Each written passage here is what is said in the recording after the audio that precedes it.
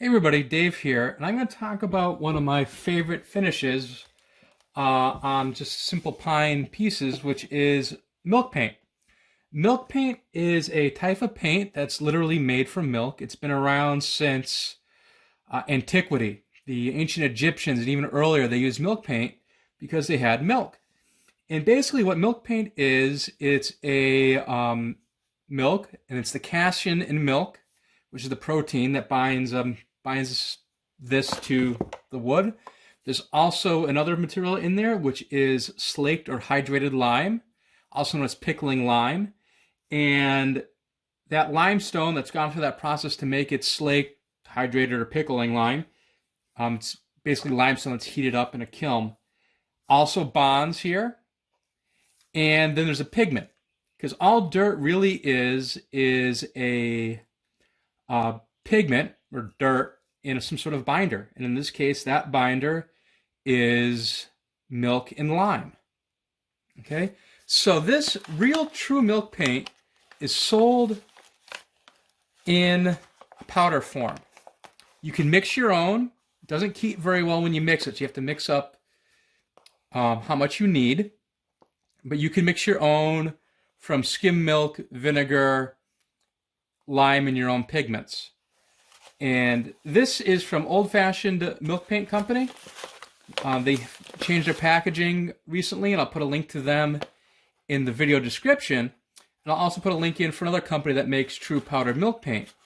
There's another finish made by General Finishes they call milk paint, but it's really not a milk paint. It's actually a latex paint that simulates the look of milk paint.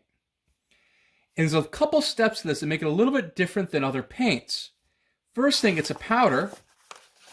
As you can see, or you'll see a little better in a minute, there is a powder in there. You can't see it, but you will see it in a minute here.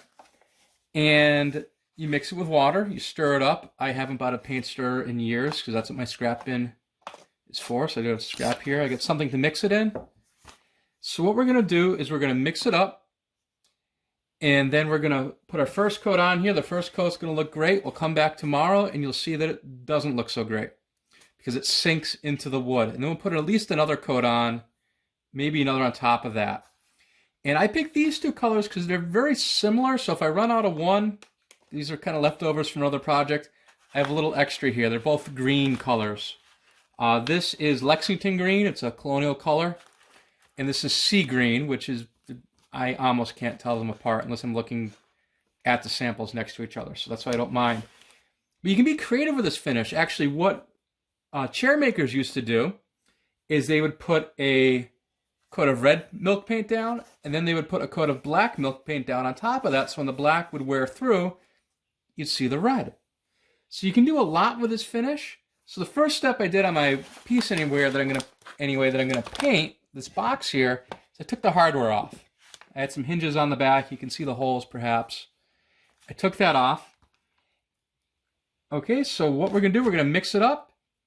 I gotta go grab a measuring spoon. I will be right back. Okay, I'm back.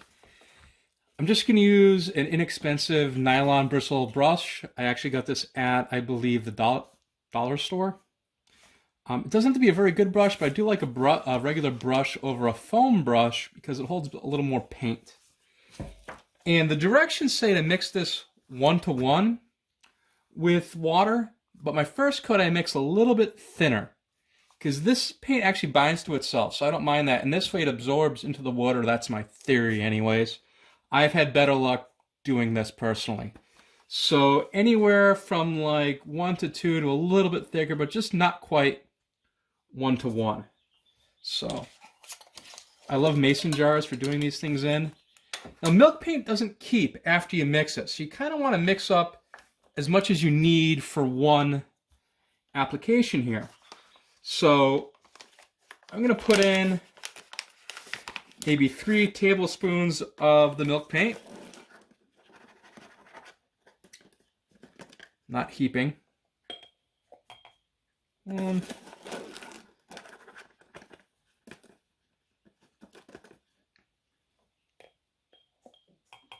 2, maybe 2.5, just under. Let me get thinned out a little bit.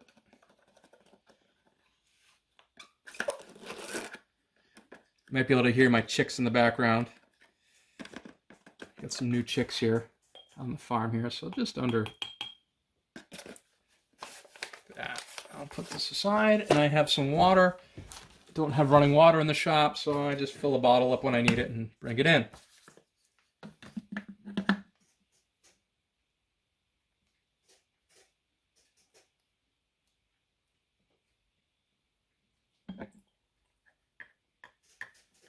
All right. Now it says to mix for 2 minutes. I will mix for 2 minutes. And after it's done being mixed, a little trick to using this here is to let it sit for a couple minutes. Maybe let it sit for 5 minutes. Let everything come together and then stir it up again. It's going to actually thicken up as you use it here. That's another reason you don't want to mix up a lot at one time.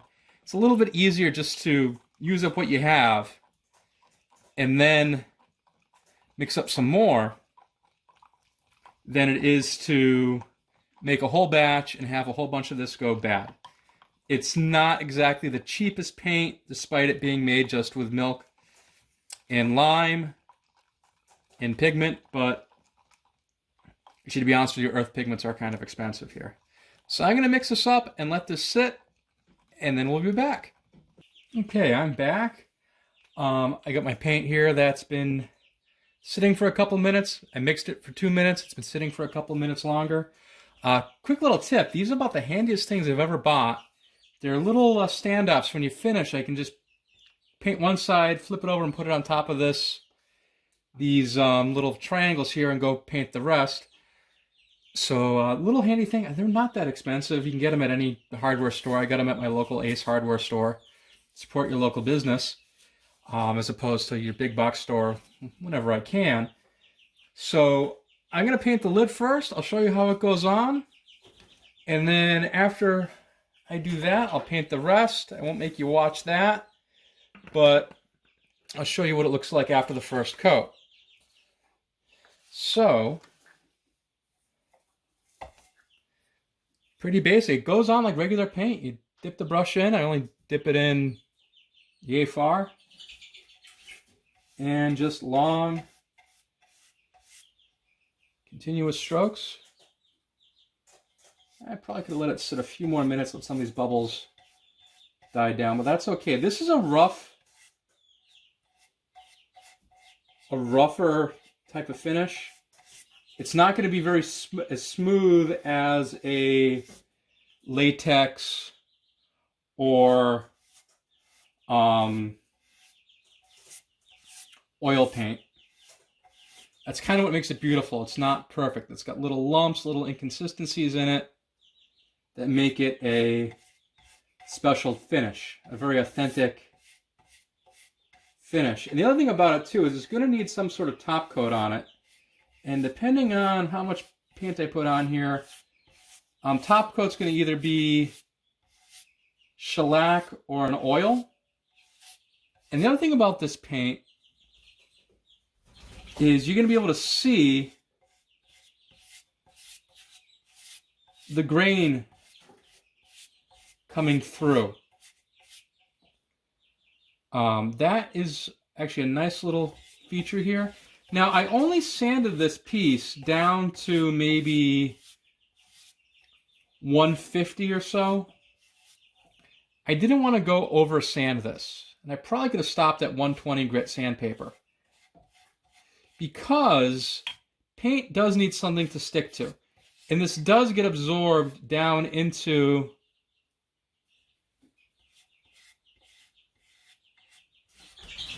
the wood.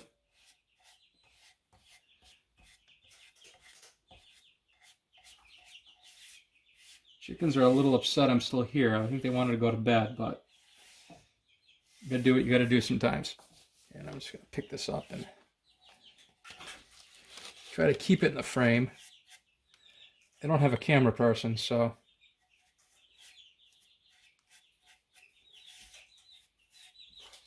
I can't necessarily see what I'm doing very well.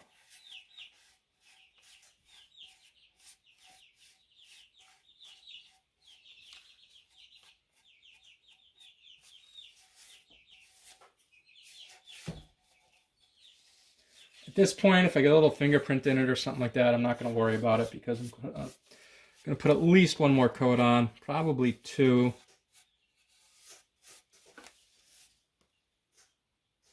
Now, it won't be shiny like this. What you're seeing, the reason it's shiny is it's wet.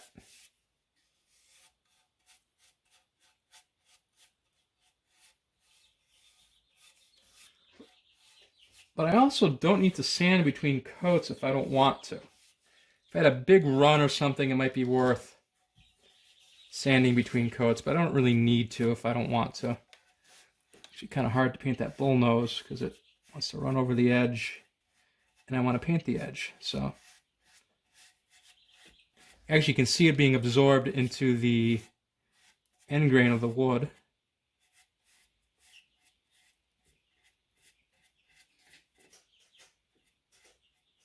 Yes, it's a paint-to-paint molding sometimes. Not for the reasons people always think. All right, and let's get the backside here, and then I'm going to flip it over, get some paint on my hands.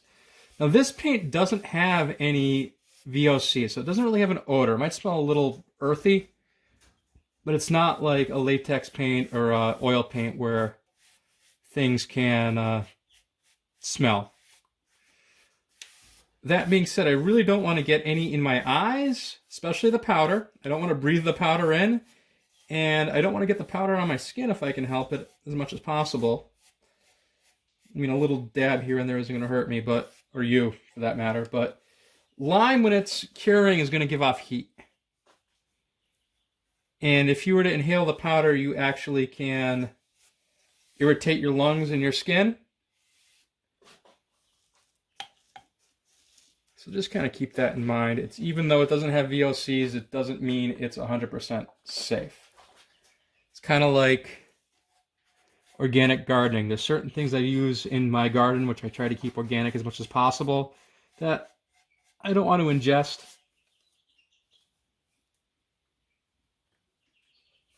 Or get on me. Same with this.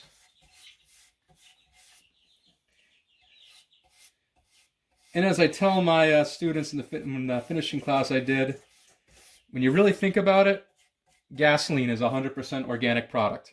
It's made from plants. It's distilled.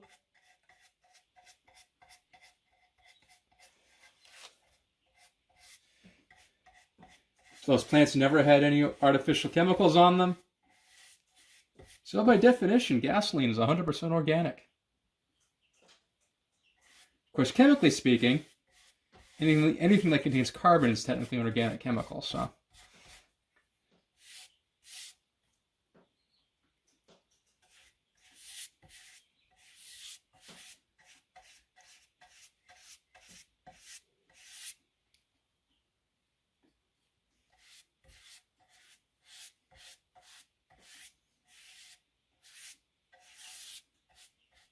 Long, even strokes here to even things out. And you can see it's going on pretty good. It's a little bit translucent because I mixed it up a little bit thinner, but this is really just sort of my base coat.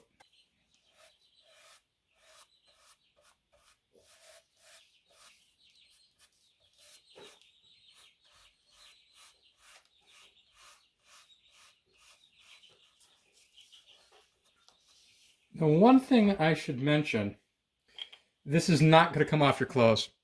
Despite sounding very natural and maybe not that durable because it's nothing but milk and lime, I've gotten this on my clothes before. They have gone through the washing machine. They didn't come off. Probably wear off eventually, just through time, but it was in there. I don't know if it was the pigment or the paint, but it doesn't come off very good. So I think I got enough here to do the inside.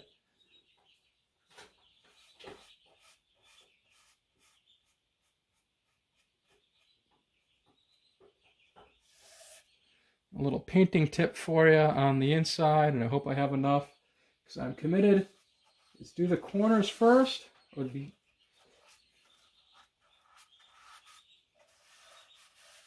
and then paint out from there.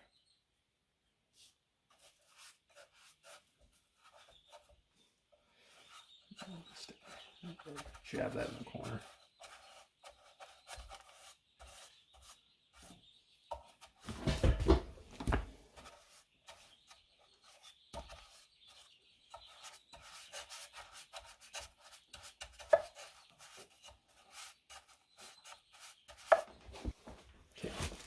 Now I'm going to mention something about this paint.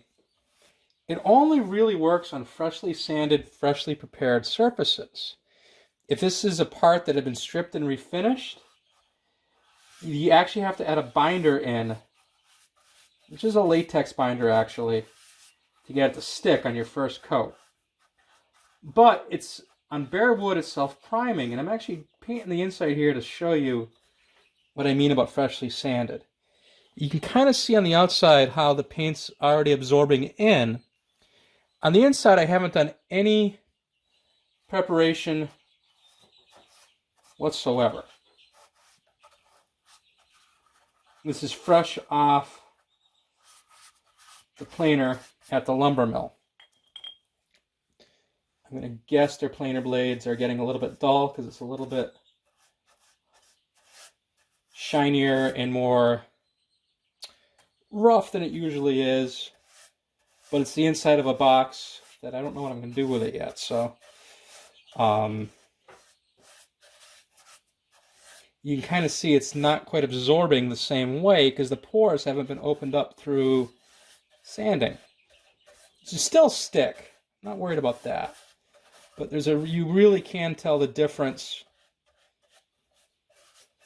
between that and properly prepared sanded wood. That's the other reason why you don't want to sand too much when you do it. I think a lot of people, especially today with power sanders, over sand. They want to sand to 220 or 320, and there's times you got to do that. Painting is not one of them. If you paint and sand too much, the paint just won't stick right. If I was putting just a plain oil finish or shellac finish on this, maybe 220, 320 might be in order, but not for painting. And actually, unless I'm going to put a very fine oil finish on something, I'm not going to sand past 220. But that's just me personally.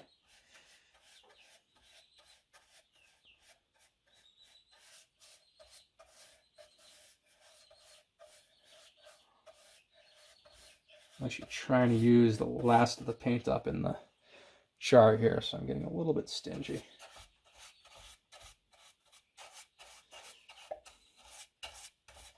I'll know how much to mix for the next coat. And this coat is really just the base coat.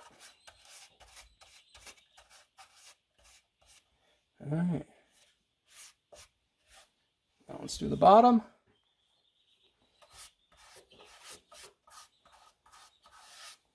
Which is sanded.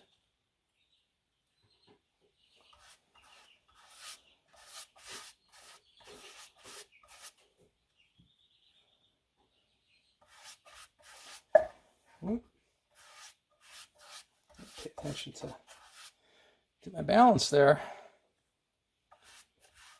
I don't have my little triangles as perfectly positioned as I thought I did. But hey, I'm going to show you mistakes and all. That's what I do. All right, so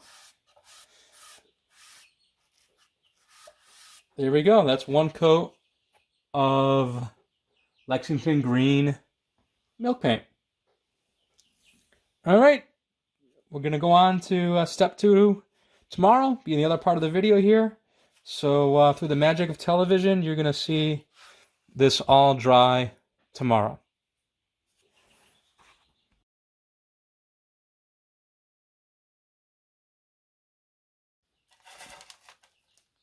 Okay, we're going to put on our second coat of milk paint. I have one coat on here, as you can see already. It's got a nice, rough, rustic texture, and it needs a second coat. I mixed it up just like I did before, except I didn't mix it up thin like I did on the first coat. I mixed it up according to the directions, so 1-to-1. I put in 3 tablespoons of milk paint and 3 tablespoons of powder, 3 tablespoons of water, mixed it for 2 minutes, let it sit, and it's kind of like a melted milkshake sort of consistency here, and that's kind of what they describe it as. And I'm ready to get painting here. So you can watch me put the second coat on. If you're doing a larger piece, you might need to stop and add a little bit more water to this. That's fine. Just add a little bit at a time. Give it a stir and get going here. And this stuff cleans up really easily out of a glass jar like I'm using, or a nylon brush, because it doesn't really stick to plastic very well. You can see this is a bit thicker. It's going on a little bit slower. It's not really going to get absorbed into the wood as much as the other side did before. I'm not really super worried about the bubbles, and maybe I should have let it sit a little bit longer, but that's fine. Now, if you're really worried about the texture, you really don't like it, you actually take a piece of burlap, a burlap bag, or even a brown paper bag, and wad it up, and you can rub it out and rub off the high spots, if that's something you desire to do. I usually don't. And depending on how much paint they have, will decide if I paint the inside of the box with another coat or not.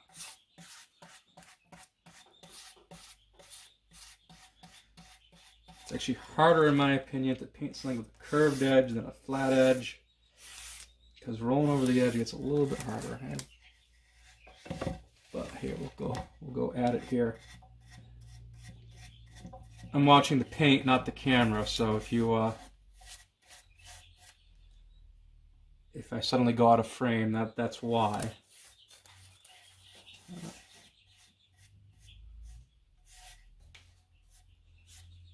You will see the brush strokes in this, but it's not like a very glossy finish, so you don't really have to be super careful. I'm more concerned with runs, and I'll talk about a run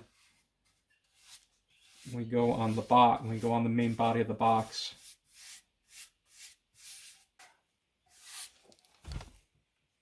Now, this doesn't really get tacky like a paint. It just sort of dries. So if you're looking for tack as you're letting it dry, it's not going to happen. When we come back tomorrow, I'm going to talk about some top coats we can put on that, and how they look, and how different top coats behave differently, because you do have to put a top coat on top of milk paint. So I think this box is just going to get 2 coats, because it's really just going to be a box for router bits in my shop. So I missed a spot. And this is a very forgiving finish because it's not glossy and it's a little bit rough. It's got little lumps in it, very small lumps. So, you know, if your brushing technique isn't super, or you just don't feel like being real careful, that's fine. If you're painting on a lacquer or a varnish or a polyurethane, you couldn't be as sloppy as I am right now. And having done a lot of polyurethaning in my life before discovering other finishes, I can be the first to tell you that it is a very different brushing technique. You kind of put it on, drag it across, and even it out, and you don't go over it again. You don't go near an edge. You tend to use better brushes. Actually, something here I do want to talk about is over here, I had some runs. I wasn't paying attention. I had some bad runs here. And it's not a big deal to fix. All I did was take, because this is dries so hard, I just took some light sandpaper and just scuffed it down. Kind of broke through the bare wood there. That's okay. Second coat will cover that right up. So if you get some runs and slinging this, don't worry about it. You can always sand it down just a little bit and put another coat on. Just remember the old saying, like watching paint dry? This finish, for whatever reason, when it dries, you actually can see it dry because it goes from the wet, glossy look to a dull milk paint look. So in the, let's see, the timer here is at about 20 minutes. So in the 20 minutes I've been painting, top's starting to dry.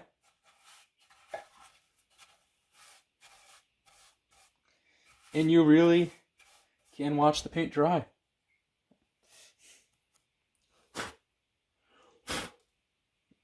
Hint of something in there.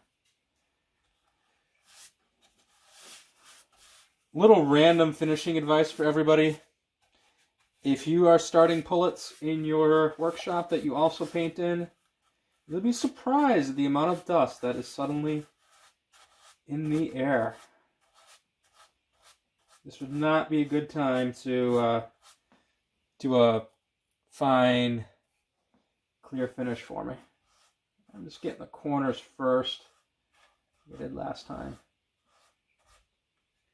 And the reason I get the corners first is A, they're a little harder to get, and B, if you get a little run, you can use that. As long as you get to it right away, you can kind of use it on the next surface here. There we go, that's done. You can actually kind of see the pattern forming as the paint dries. Right there, you can see the pattern there. And it's drying in the end grain quicker because it gets sucked in more. So if this, maybe I would put a third coat on this. I'm not sure right now. And there you go. That's milk paint so far. And we're going to put a top coat on this tomorrow. And I'll show you some different top coats. I got a couple sample pieces to show you that we can play with also. All right. We'll see you at the next step. We're on the final step of putting our milk paint on. I have 2 coats of milk paint on this piece here. And you have to put a top coat on milk paint. It is a durable finish, but it's very easy to abrade. So over time, you'd wear through this very quickly. So if it's something that's not going to get a lot of use or not be sat on or something like that, you could probably get away without putting a top coat on, but usually it's recommended that you put a top coat on. So I have a couple things here. This top coat here is just regular boiled linseed oil, a very common historical way to put a top coat on milk paint. It darkens it quite a bit, as you can see here, from where I didn't put anything on to what I have right there. Another option that was very common is shellac. You can tell there's a top coat on it, but it really didn't darken it as much. So that's no top coat, and that's with the shellac top coat on top. Very common, very acceptable. This is amber shellac. I was kind of hoping it would look better than this. I have some mixed up garnet shellac, which is a little bit darker than the amber shellac. And what I'm discovering here is I really don't like that. It changed it from a nice kind of forest green, or what they call Lexington green, to a almost olive OD military green. It's just not what I'm looking for. So one good thing is I always tend to have enough milk paint left over to paint a couple scrap pieces of wood to see what top coat would look best. Another option people might do today, we have polyurethane. That's a decent finish to put on top of this. But I want to keep it traditional, the things people in the days of milk paint would have had. So looking at this, I think my best bet is either the clear shellac or the oil. The oil is probably the easiest to put on. I don't have to worry about runs and drips. And I think I'm going to stick with the oil. That's actually my favorite thing to put as a top coat over milk paint is oil. So I have some pretty, I bumped the tripod again. Sorry about that, everybody.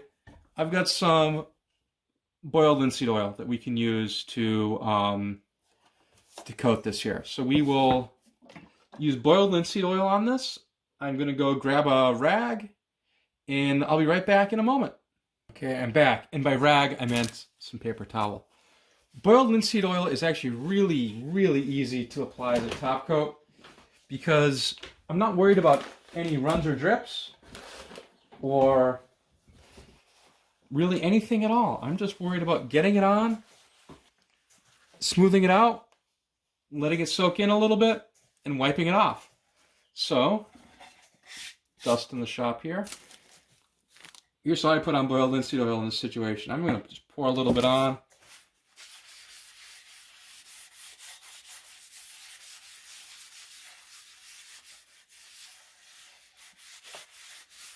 Really thick coat of it because we're going to wipe the excess off.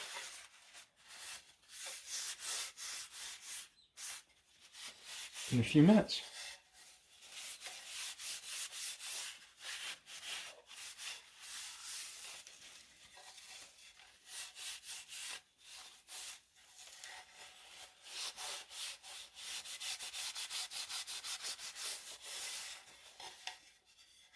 And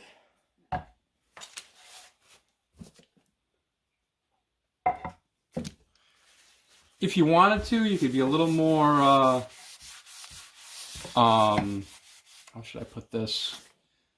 A little more finesse if you wanted to, and put it on with a brush, maybe a little more evenly. But I'm just going to let it soak in. I'm putting on a lot of, just flooding it on there. I'm going to get on as much as I can without it making a mess. And let's let it sit for 10 minutes, and we'll don't want to miss a spot.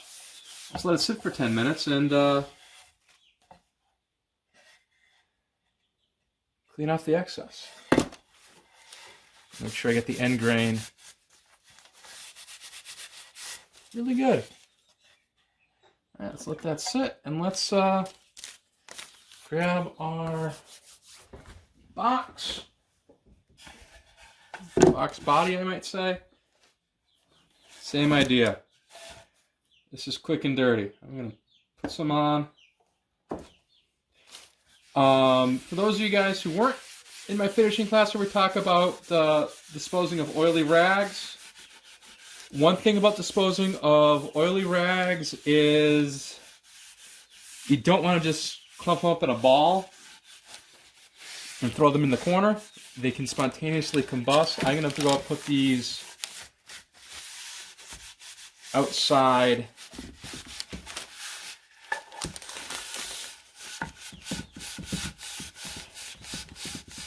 I'm going to go put these outside on the clothesline actually to dry off. Trying to really get in that sharp corner there. A little more oil.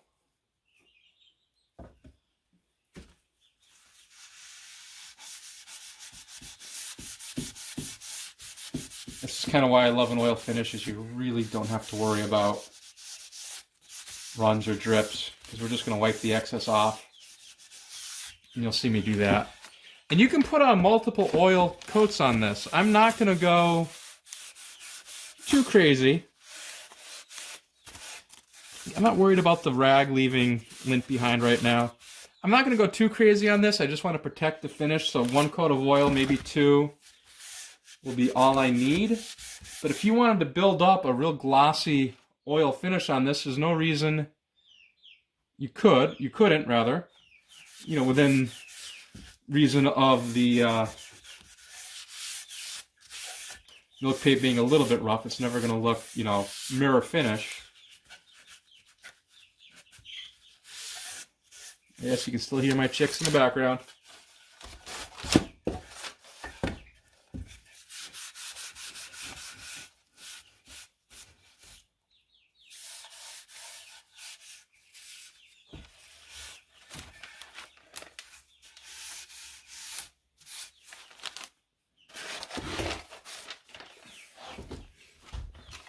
Stand up here.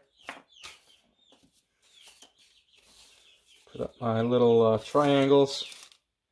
If I was putting on shellac, for example, or a polyurethane or a modern finish, I'd actually have to be very careful with the runs and drips. Something I really don't have to be here with the oil finish, because I'm just getting it on. And if it's not even, after I wipe it off, it looks kind of uneven, I'll just put another coat of oil on tomorrow. That's really all there is to it. Corners first. Here, I might need a brush. I might just grab a cheap foam brush out of my pile of cheap brushes, but I'm doing okay. Got a lot on this paper towel here. Old t-shirts work great for this. It's the very, very inner corners that are hard to get where everything comes together. Old t-shirts are great for this. If you have an old t-shirt lying around, or a new t-shirt you don't care about, get over here. You can use cheesecloth. If you're really concerned or want to be real fancy, you can use linen. Traditionally, they use cotton batting, or cotton, 100% cotton. But I'm not worried about lint here, because we're just going to wipe off any of the excess.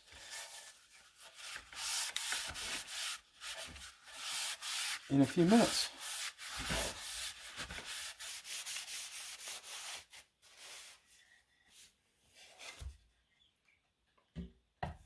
Okay, so I'm back. I've already buffed the excess oil off the top here.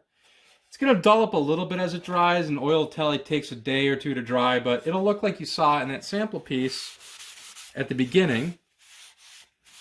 Fortunately, I have some runs on the lid I just noticed, but no one's going to fault me for that. Just kind of brush off the top here. There's our finish. And again, I could put on more coats of oil if I wanted to. There's nothing stopping me from doing that. Might let it keep that sheen a little bit.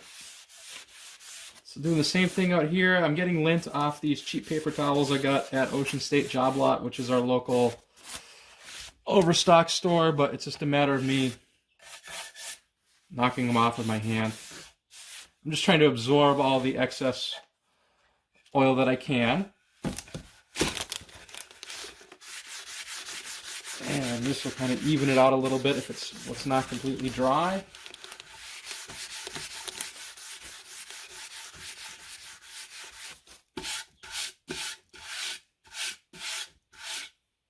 There you go. There's your completed milk paint finish. I'll get in the frame. Say hi to everybody. The hard thing about not having a camera person is no one sees my face. Usually. I get that one video where I set the tripod up and I'm splitting wood with you guys, but maybe someday. Keep watching my channel. Okay.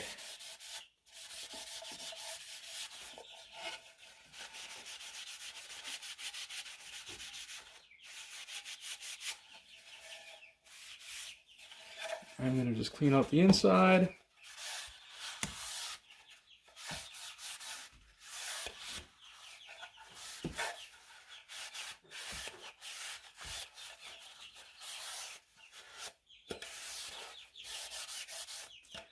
All right, I'm going to brush this off, and I'll show you guys some pictures of the completed piece with the hinges on it momentarily. All right, everybody. So this is our completed candle box. It is done in a traditional milk paint finish that we just watched me go through here. I know it was a long video, more long-winded than I try to like to be, but I hope you guys got a lot out of this. So we did our milk paint finish. This is just 2 coats. We put a boiled linseed oil over the top, a traditional top coat for milk paint. And this is just a very traditional looking candle box now. It's not dovetailed together, but it's going to look just great. And a lot of stuff wasn't actually dovetailed together. This is just a rabbet joint, and which is something that you may have seen 200 years ago. And it's designed for a 12-inch taper. So I'm not going to store candles in this. I'm actually going to make a divider and put router bits in here, and maybe even put a magnet here as a catch. But this is what we've been painting here, and this is its completed form. So thanks everybody for watching. Hope you had a good time watching me do this. Like I said, it might have been a little bit long-winded for you, but hope you enjoyed it. Like and subscribe my channel and do all the other stuff that every other YouTuber tells you to do. Thanks everybody, and have a great day.